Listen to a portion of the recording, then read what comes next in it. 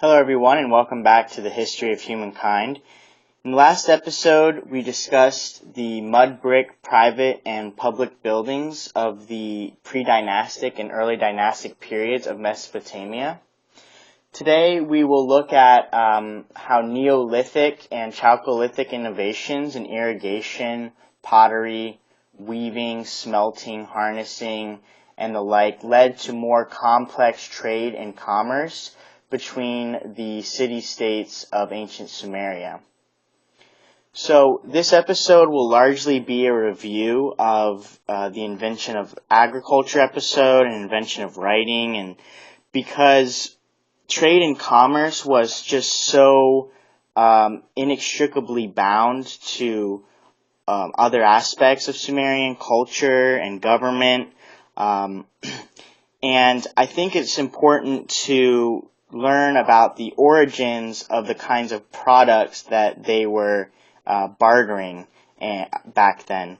So let's start with some basketry, which was developed around 7000 BCE in Jarmo, present-day Iraq, and this was northern Mesopotamia.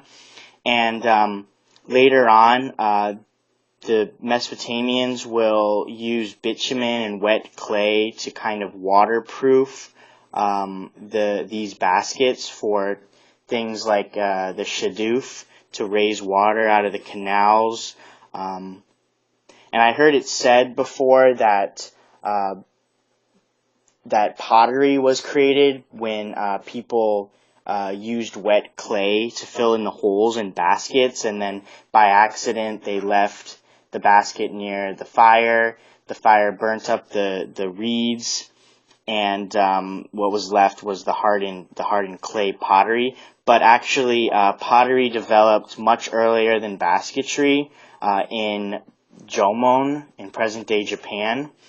But by 6000 BCE in Mesopotamia, kilns have been created, and this piece of artwork here from the Ubaid period shows much more sophistication than you would have seen in the Paleolithic Jomon period, with some simple designs there. To the far right, we have a clay sickle used by men to plow the fields, but this was created during the Chalcolithic period, and surprisingly, it is not made of copper because, as we'll learn soon, copper and precious gems and metals were not readily available to the ancient Mesopotamians. The Fertile Crescent, though it's good for agriculture, and the Sumerians were great at using mud brick to build houses and whatnot, they did not have the raw materials to really take advantage of metal early on. So especially in southern Mesopotamia, they would just fashion their sickles and hoes out of clay. In northern Mesopotamia, they had more access to wood from the cedar forests far away, and maybe some early metals. So copper smelting was created in Çatalhöyük in modern-day Turkey around 6500 BCE, which would be around here, and it's quite far from southern Mesopotamia. The Mesopotamians, although they were great at agriculture, they needed to go great distances to trade for these raw materials, these precious metals, copper and gold, and later iron. You can see here that, they would have to go past the Zagros Mountains here to get copper, almost to the Indus Valley, or down here in the Arabian Peninsula. So they were really not the forerunners in metallurgy.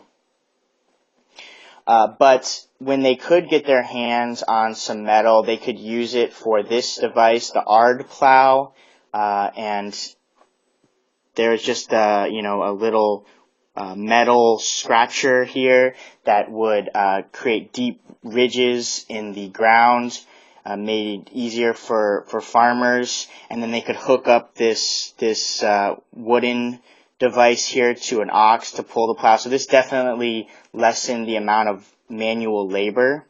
But like I said, because metal was scarce, especially in southern Mesopotamia, they were still using clay sickles and a lot of manual labor up until the early dynastic period.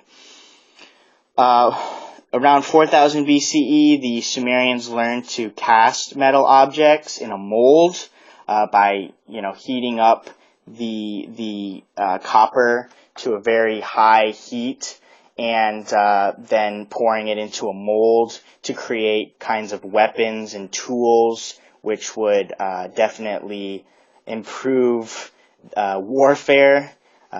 This has as many negative pros and cons. So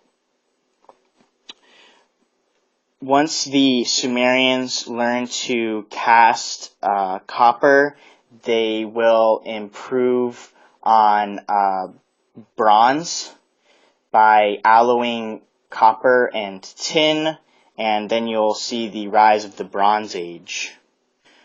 So we've talked about the kind of long distance trade that the Mesopotamians engaged in, but domestically, merchants would wake up early in the morning before it got too hot and peddle their wares in the street or in the public square, much like you would see in a big city today. They were bartering, and they didn't engage in the kind of buying and selling that we do today where we use paper money or coins.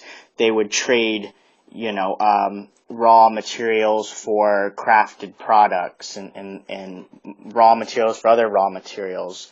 So they would use cylinder seals, however, to create a contract or an agreement on these transactions. And this is a cylinder seal here. This one's made of limestone. As I said before, precious gems for carving, they were not readily available. So some of the earliest of these cylinder seals from around 3500 BCE are made of clay and limestone and the like. More precious metals would come about later.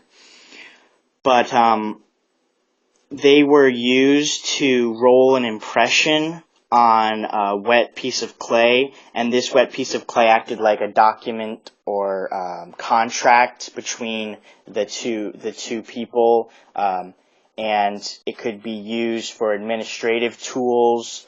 It was a form of notarization, and people even used to wear these cylinder seals as as jewelry, especially if the cylinder seal was made out of lapis lazuli or some more precious stone.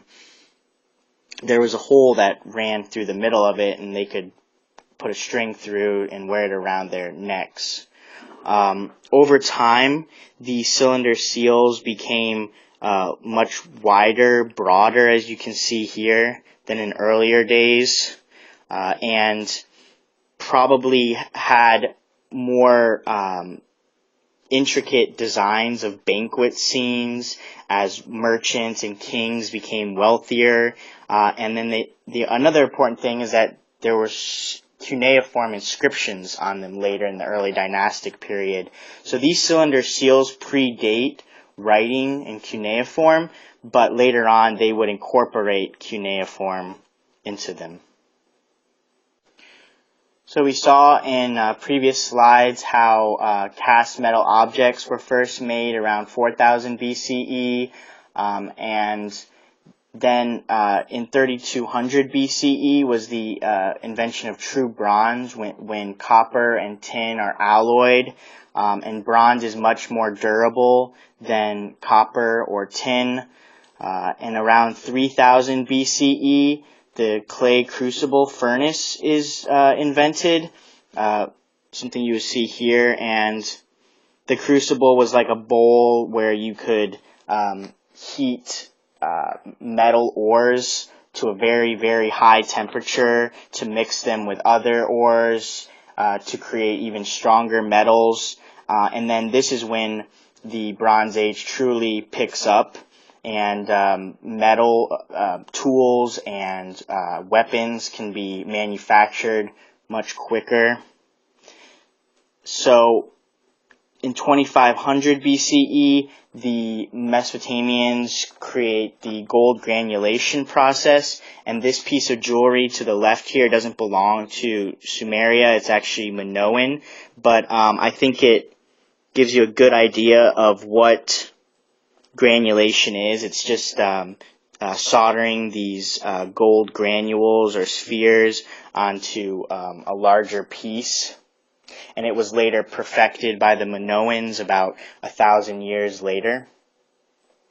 But the development of metallurgy around 3000 BCE and into the early dynastic period really changed the social dynamic of Mesopotamia, and we'll see how the priests during the pre-dynastic period, the Ubaid period, were really in control, and the people would make offerings, as you saw in the Warka vase, to the gods at the temple. So it was much more popular, egalitarian type society. But as metallurgy and trade enters the picture, wealthy merchants gain more power and become the kings and the Lugals, who will use their supreme power to build giant temples, giant palaces, and to collect taxes on the people. So I think we can look back at the Standard of Ur from 2650 BCE and see the changing social economic structure. As these palaces develop, these wealthy merchants become kings. You see the king here, who is much larger than his servants, and then you have other wealthy merchants, people of the higher classes, drinking out of these gold cups here. It definitely revolutionized warfare, and the bronze tools, weapons made it warfare much more deadly between the city-states, and then later on warfare would expand and create the rise of the first empire, like the Akkadians.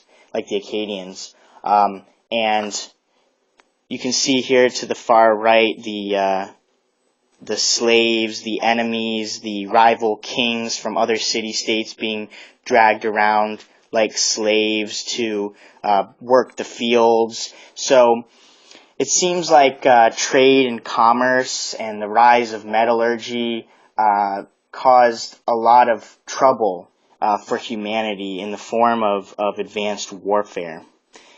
In the next episode, we will look at some of the myths and religions and gods from ancient Mesopotamia and from the Sumerians. So thank you for listening, and see you then.